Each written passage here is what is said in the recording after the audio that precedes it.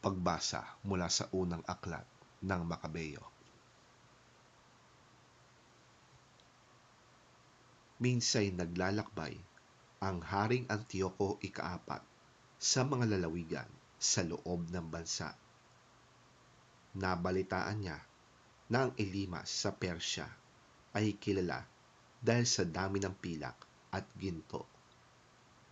Ang templo nito ay napakayaman at may mga gintong helmet, kasuotang bakal at mga sandata. Ang mga ito ay iniwan doon ni Alejandrong anak ni Haring Felipe ng Macedonia, ang kauna-unahang hari sa Gresya.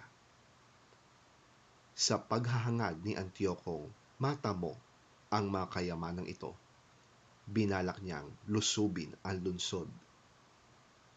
Ang balak na ito ay umabot sa kaalaman ng mga taga roon.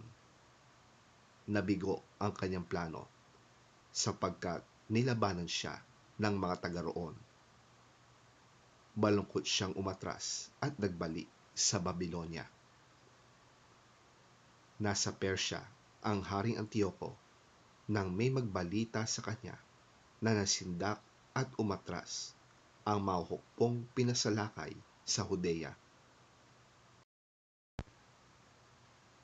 Nabalitaan din niya na si Lysias at ang malaking hukbo nito ay napaatras din ng mga Israelita.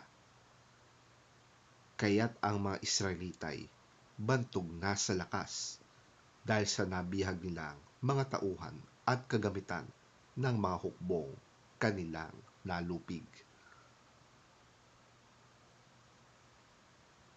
Umabot din sa kaalaman niya na inalis na ang tinatawag niyang kalapastanganang walang kapantay na inilagay niya sa altar sa Jerusalem at ang templo ay pinaligiran ng mataas na pader.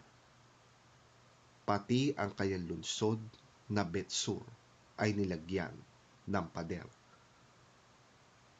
Sa mga balitang ito'y natakot ang hari at lubhang nabahala. Dahil sa kanyang mga kabiguan, siya'y nagkasakit. Maraming araw na naig sa kanya ang matinding kalungkutan hanggang sa maramdaman niyang malapit na siyang mamatay. Dahil dito, tinawag niya ang lahat niyang mga kaibigan at ganito ang sinabi: "Matagal na akong hindi makatulog dahil sa pag-aalala. Naitatanong ko sa aking sarili kung bakit ko dinaranas ang ganitong kahirapan. Alam naman ninyong hindi ako mahigpit sa aking pamamahala.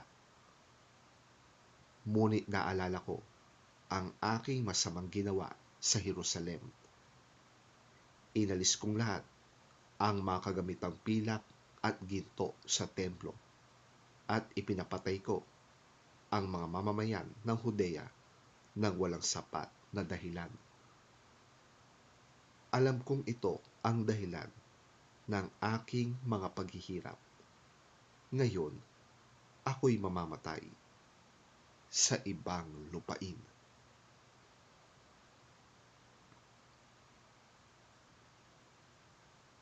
Ang salita ng Diyos.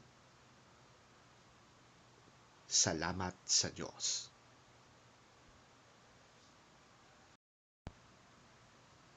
Ang mabuting balita ng Panginoon ayon kay San Lucas. Papuri sa iyo, Panginoon. Ilang Saduceo naman ang lumapit kay Jesus. Ang mga ito ay nagtuturong hindi na muling mabubuhay ang mga patay. Sabi nila, "Guro, isinulat ni Moises para sa atin ang ganitong batas. Kung mamatay ang kuya ng isang lalaki at ang asawa nito'y maiwang walang anak, siya ay dapat pakasal sa byuda upang magkaanak sila para sa namatay. Minsan, may 7 magkakapatid na lalaki. Nag-asawa ang panganay at namatay na walang anak. Nagpakasal sa byuda ang pangalawa, subalit ito'y namatay ding walang anak. Ganoon din ang nangyari sa pangatlo hanggang sa pampito. Sila'y isa-isang napangasawa ng babae at pawang namatay na walang anak. Sa kahuli-hulihan po'y namatay naman ang babae. Ngayon, sa muling pagkabuhay, sino po sa pito ang kikilalaning asawa ng babae, yamang silang lahat ay napangasawa niya? Sumagot si Jesus, sa buhay na ito, ang mga lalaki at mga babae ay nag-aasawa. Ngunit sa kabilang buhay, ang mga magiging karapat-dapat sa muling pagkabuhay ay hindi na mag-aasawa. Hindi na rin sila mamamatay sapagkat matutulad sila sa mga anghel. Sila'y mga anak ng Diyos dahil sila'y nakabilang sa mga muling binuhay. Maging si Moises ay nagpapatunay na muling binubuhay ang mga patay sapagkat sa kanyang kasaysayan tungkol sa nagliliyab na mababang puno, ang Panginoon ay tinawag niyang Diyos ni Abraham, Diyos ni Isaac, at Diyos ni Jacob. Kaya't ang Diyos ay hindi Diyos ng mga patay, kundi ng mga buhay. Sa Kanya'y buhay ang lahat. Sinabi ng ilan sa mga tagapagturo ng kautusan, "Guro, magandang sagot ninyo." At mula noon ay wala nang naglakas loob na magtanong sa Kanya.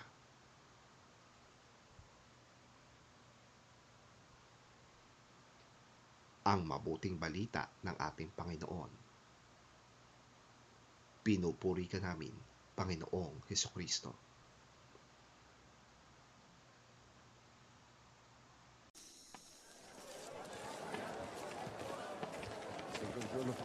Some of the Sadducees, who say there is no resurrection, came to Jesus with a question. "Teacher," they said, "Moses wrote for us that if a man's brother dies and leaves a wife but no children, the man must marry the widow and raise up offspring for his brother. Now there were 7 brothers. The first one married a woman and died childless. The second and then the third married her. And in the same way the 7 died, leaving no children. Finally, the woman died too. Now then, at the resurrection, whose wife will she be, since the 7 were married to her?" Jesus replied, "The people of this age marry and are given in marriage. But those who are considered worthy of taking part in the age to come and in the resurrection from the dead will neither marry nor be given in marriage. And they can no longer die, for they are like the angels. They are God's children, since they are children of the resurrection. But in the account of the burning bush, even Moses showed that the dead rise, for he calls the Lord the God of Abraham and the God of Isaac and the God of Jacob. He is not the God of the dead, but of the living, for to him all are alive."